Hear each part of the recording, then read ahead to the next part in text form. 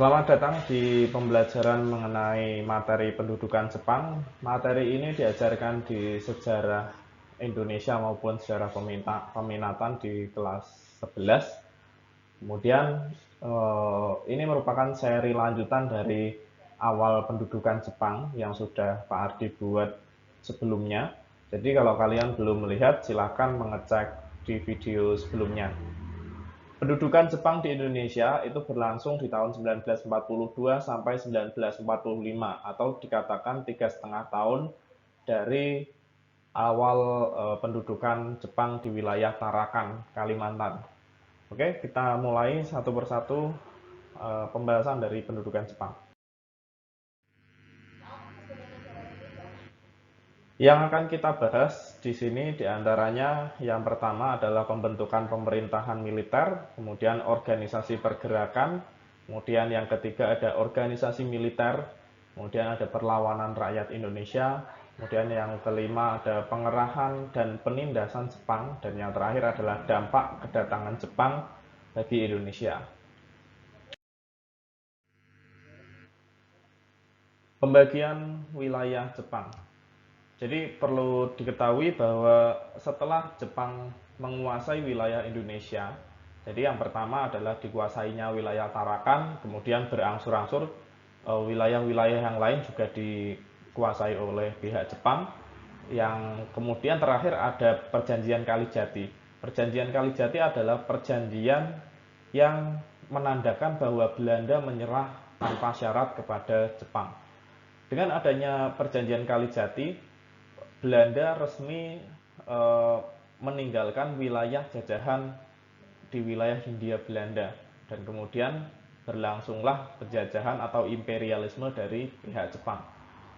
Siasat Jepang kemudian atau strategi Jepang kedepannya adalah membagi wilayah Indonesia menjadi 3 bagian, yaitu yang pertama ada wilayah Jawa dan Madura, wilayah 2 adalah Sumatera, dan wilayah ketiga adalah Kalimantan, Sulawesi, Maluku, Bali, Nusa Tenggara. Wilayah-wilayah ini dibagi ke dalam spesifikasi yang sendiri-sendiri. Kemudian bagaimana dengan wilayah Papua, Pak? Wilayah Papua itu tidak masuk ke dalam jajahan Jepang. Wilayah Papua berdiri sendiri sebagai wilayah jajahan Belanda. Jadi Belanda tidak menyerahkan semua wilayah jajahannya, melainkan menyisakan Papua sebagai wilayah terakhir. Nah, wilayah yang pertama yaitu wilayah Jawa dan Madura. Wilayah Jawa dan Madura ini merupakan wilayah ke-16 bagi Jepang atau dinamakan Asamu Sudan.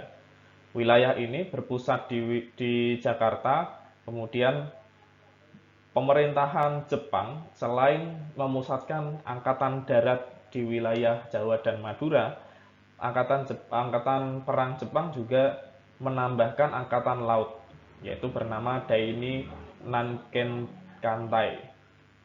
Kemudian yang kedua ada wilayah kedua yang berpusat di wilayah Sumatera.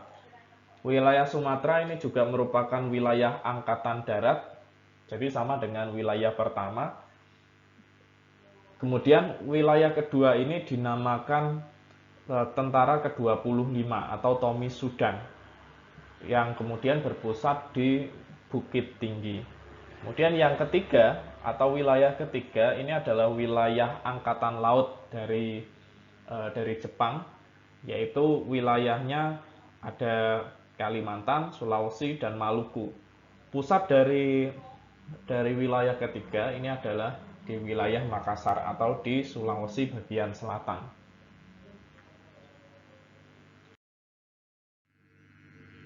Kemudian Jepang itu memiliki satu undang-undang yang bernama Osamu Seirei.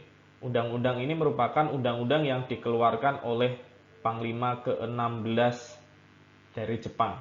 Nah, isi Osamu Seirei diantaranya ini berkaitan dengan wilayah penjajahan di Indonesia, yaitu yang pertama, Gubernur Jenderal dihapuskan.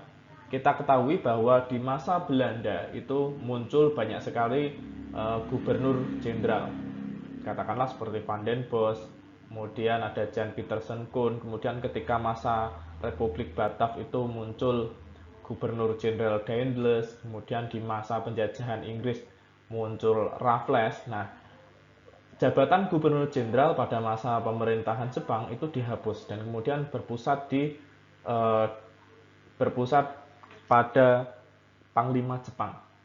Kemudian yang kedua adalah pemerintahan sipil tetap diakui. Pemerintahan sipil yang dibuat oleh Belanda ya, itu masih diterapkan oleh pihak Jepang. Kemudian badan dan undang-undang Belanda tetap diakui. Tidak semua hal yang berkaitan dengan Belanda itu semua dihapus. Ada beberapa hal yang masih dipertahankan, diantaranya adalah badan pemerintahan yang masih ada itu tetap dipakai karena apabila mereka eh, semua diawali dari nol, mungkin akan banyak merombak dan memakan waktu yang cukup lama. Maka dari itu Jepang mempertahankan badan pemerintahan yang ada. Kemudian undang-undang di masa Jepang, undang-undang yang ada di masa Belanda itu juga masih dipertahankan asalkan tidak bertentangan dengan aturan pemerintahan Jepang.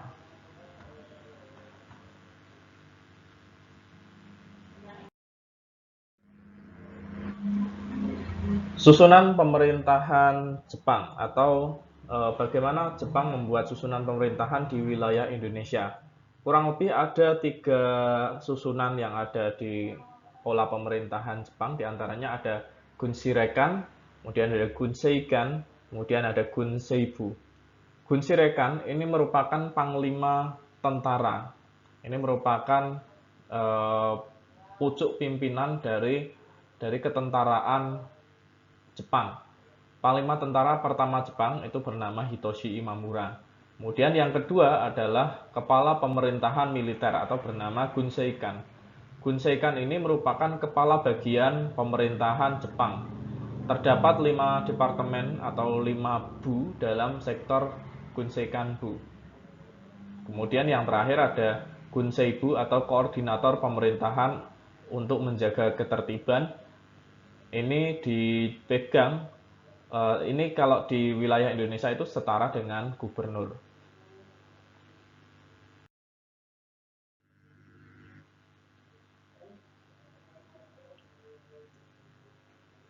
Selanjutnya untuk memperlancar adanya pemerintahan Jepang, imperialisme Jepang yang ada di Indonesia, Jepang kemudian menerapkan beberapa hal yang bisa eh, mempertahankan hegemoni Jepang di Indonesia. Di antaranya membuat beberapa organisasi untuk mendukung Jepang, di antaranya ada Gerakan 3A, Putra, kemudian ada Miyai, kemudian ada Jawa Hokokai. Oke Pak, dijelaskan satu persatu. Gerakan 3A. Gerakan 3A ini merupakan upaya Jepang untuk merekrut dan mengerahkan tenaga rakyat yang akan dimanfaatkan dalam Perang Asia Timur Raya.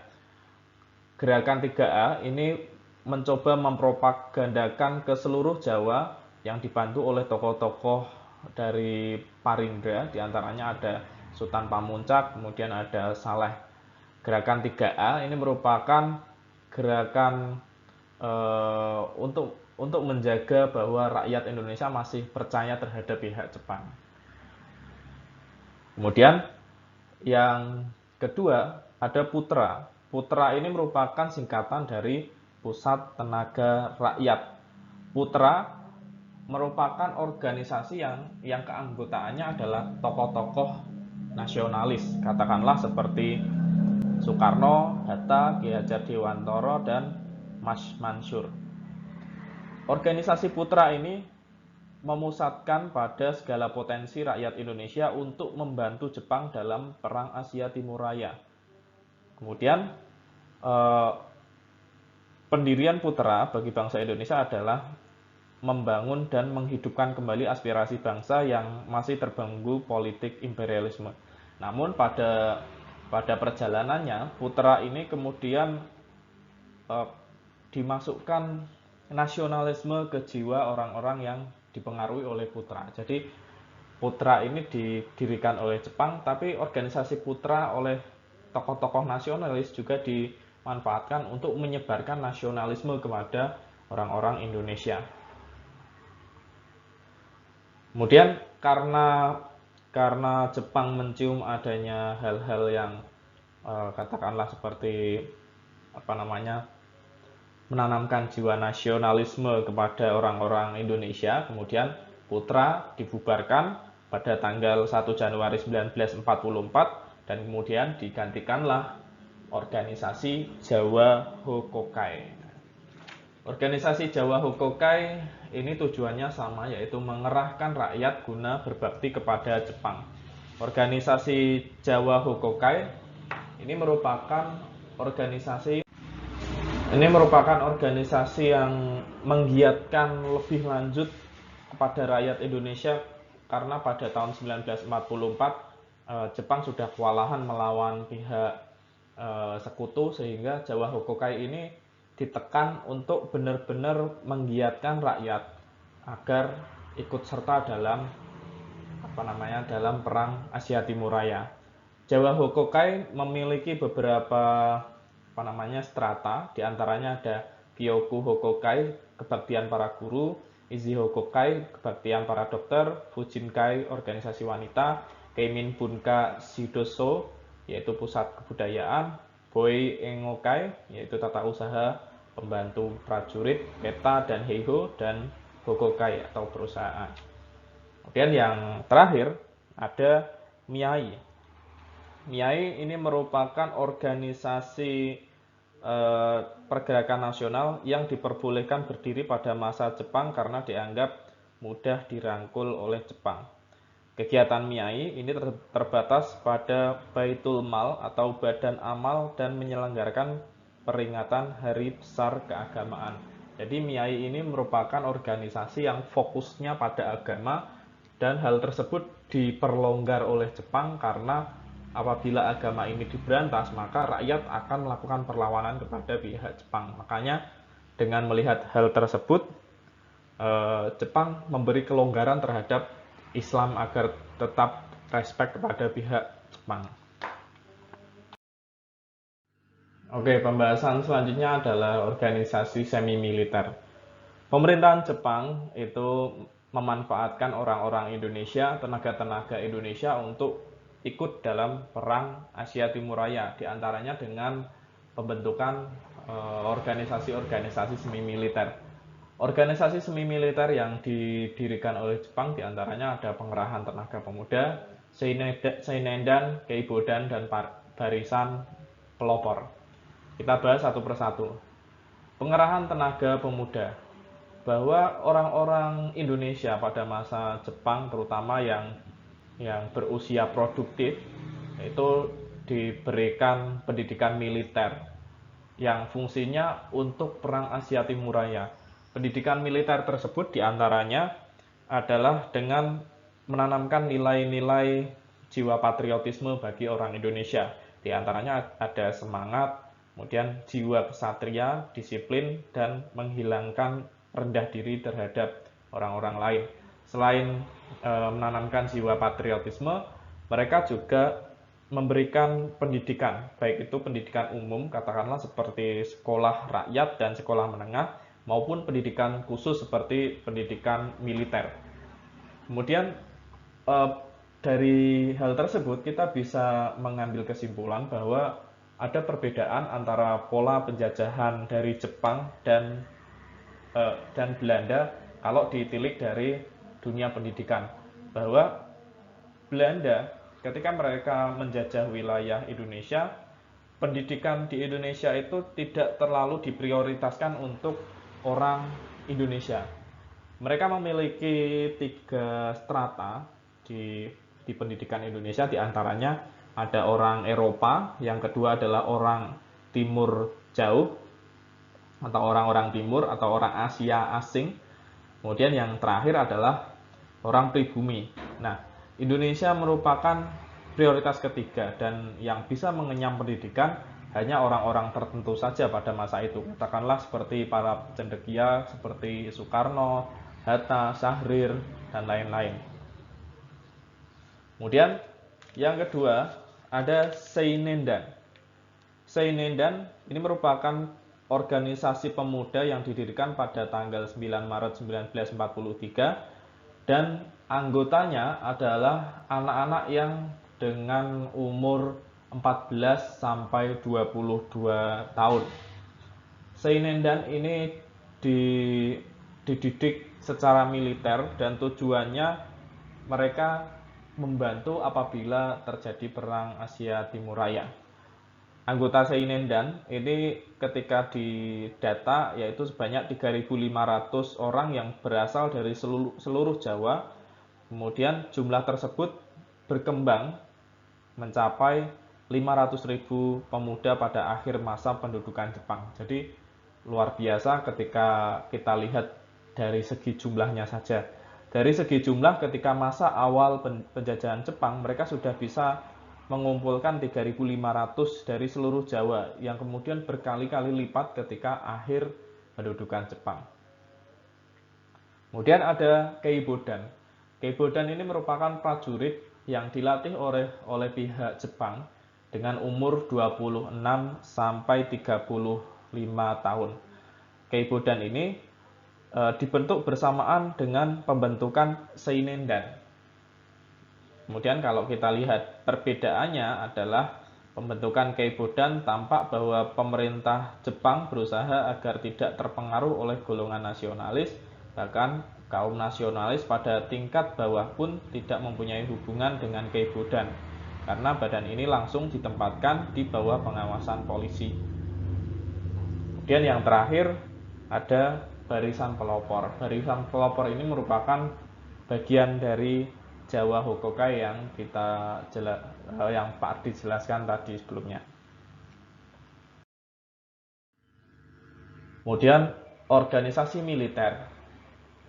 Organisasi militer yang khusus membantu dalam Perang Asia Timur Raya adalah Heiho dan PETA. Keduanya ini merupakan organisasi yang memang ikut dalam Perang Asia Timur Raya bersama Jepang. Kalau yang Seinendan, Keibodan tadi kan mereka dipersiapkan untuk nantinya berperang. Jadi opsi keduanya. Kalau Heiho dan PETA ini benar-benar ikut dalam Perang Asia Timur Raya. Kita bahas satu persatu. Heiho.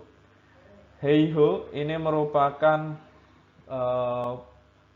organisasi yang dibentuk Jepang untuk membantu Jepang seperti membangun kubu pertahanan, menjaga camp pertahanan, dan membantu perang Jepang. Heiho ini jadi kalau kita bisa lihat fungsinya sendiri, dia benar-benar ikut dalam perang Jepang. Kemudian pada awal penjajahan Jepang, sebenarnya Heiho ini dimanfaatkan untuk membangun kubu pertahanan dan menjaga camp pertahanan. Namun pada perkembangannya, Heiho kemudian diperbantukan untuk ikut dalam perang Jepang. Pada awal perekrutannya, Heiho mencapai 42.000 orang. Kemudian setengahnya berasal dari Pulau Jawa. Meskipun Heiho sebagai pembantu prajurit Jepang, Heiho dimasukkan dalam komando militer. Jadi, Heiho ini merupakan organisasi militer resmi dari Jepang. Kemudian yang kedua adalah PETA. PETA singkatan dari Pembela Tanah Air. Tugas dari PETA adalah mempertahankan wilayah tanah air dari serangan sekutu. PETA ini resmi berdiri pada tanggal 3 Oktober 1943 berdasarkan peraturan pemerintahan Jepang yang disebut Osamu Seirei nomor 44. Tugas PETA adalah mempertahankan tanah air Indonesia. PETA memiliki peranan yang sangat besar dalam memperjuangkan dan mempertahankan kemerdekaan karena pada masa selanjutnya PETA kemudian menjadi tulang punggung TNI. Nah, jadi setelah Indonesia merdeka, ada dua organisasi pada masa penjajahan yang digunakan oleh Indonesia, yaitu X dari PETA dan X dari KNIL. Nah,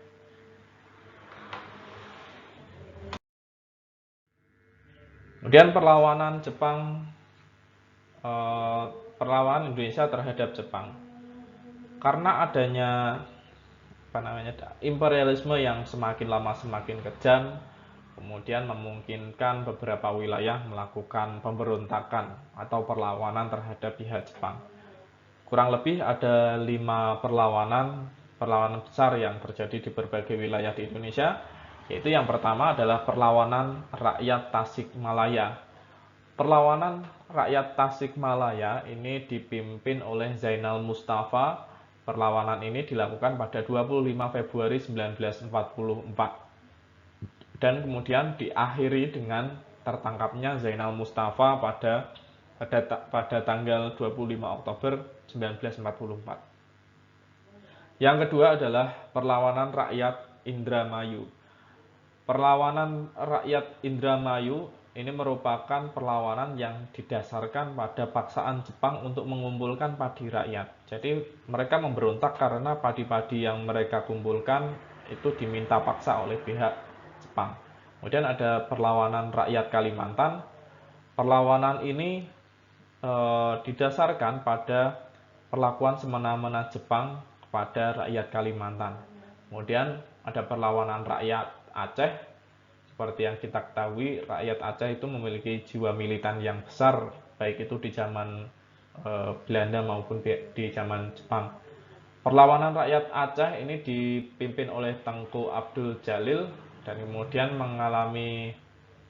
sempat mengalami perundingan pada tanggal 10 November 1942, namun gagal dan kemudian terjadilah perang di antara Aceh dan Jepang.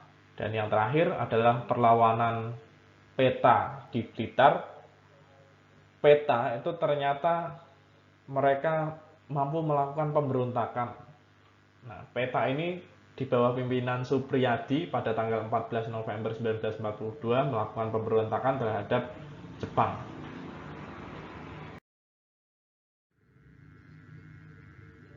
Bagaimana perekonomian dari Jepang? Perekonomian dari Jepang itu mereka selama 3,5 tahun benar-benar menguras sumber daya alam yang ada di Indonesia, baik itu sumber daya alam maupun sumber daya manusia. Adapun dampak yang diberikan oleh ekonomi pada masa perang Asia Timur Raya oleh Jepang, yaitu diantaranya kemudian memunculkan kebijakan-kebijakan ekonomi, diantaranya ada penyerahan wajib, itu berupa hasil panen, ternak, dan harta. Kemudian hasil kekayaan alam juga diminta, yaitu seperti tambang, perkebunan, hasil hutan. Kemudian dipaksa untuk menanam pohon jarak. Pohon jarak ini sebagai sumber daya untuk menggerakkan mesin-mesin terutama pesawat. Kemudian akibat dari kebijakan Jepang tersebut diantaranya adalah kelaparan, tanah pertanian yang semula subur jadi tandus, kemudian waktu untuk bertani kurang dikarenakan mereka wajib untuk mengerjakan tanah Jepang daripada tanah milik mereka sendiri.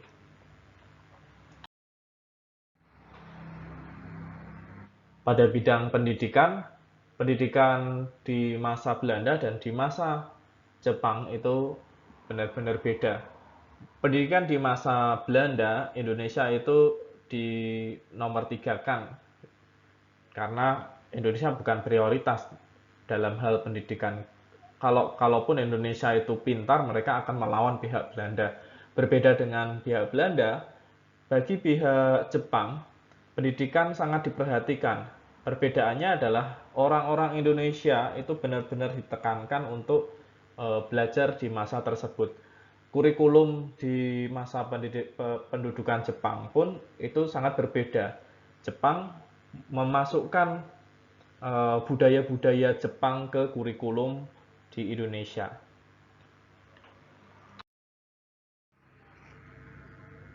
Pada masa penjajahan Jepang itu terjadi eksploitasi tenaga manusia, di antaranya ada Kinrohoshi, yaitu kerja bakti. Kinrohoshi ini merupakan kerja paksa yang dilakukan oleh pihak Jepang, namun di sini kata-katanya adalah kerja bakti. Kemudian yang diwajibkan ikut adalah laki-laki yang produktif yang dipergunakan untuk membangun instalasi militer dari pertahanan Jepang. Pada perkembangannya, Kinrohoshi ini yang awalnya sebagai kerja bakti kemudian bergeser menjadi romusa atau kerja paksa. Kemudian yang kedua adalah Juhun Ianfu. Juhun Ianfu ini adalah eksploitasi terhadap para gadis di Indonesia. Jadi dalam rangka pemenuhan hasrat orang-orang Jepang, kira-kira seperti itu.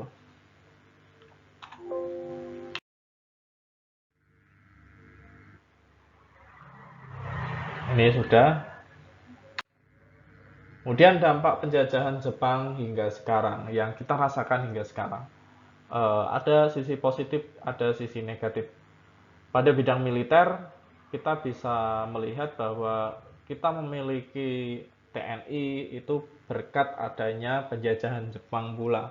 Mungkin apabila kita tetap dijajah oleh Belanda, kita tidak memiliki eh, militer TNI yang seperti sekarang. Mungkin akan berbeda.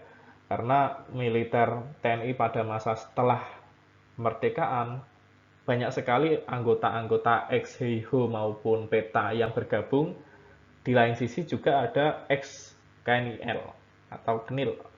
Nah, ex-PETA itu seperti Jenderal Sudirman, ex-KNIL itu katakanlah seperti Soeharto. Nah, jadi kita mendapatkan sisi positif dari penjajahan di masa militer Jepang. Kemudian pada bidang sosial budaya, pengaruhnya adalah diadopsinya sistem struktur masyarakat di tingkat di bawah desa, yaitu di tingkat RT dan RW. Dengan adanya sistem tersebut di Indonesia itu lebih terorganisir di tingkat yang paling bawah. Oke, kira-kira materinya sampai situ saja. Apabila ada yang perlu ditanyakan bisa langsung bertanya di kolom komentar. Oke, akhir kata, wassalamualaikum warahmatullahi wabarakatuh. Semoga apa yang Pak Ardi jelaskan ini bisa masuk ke kepala kalian.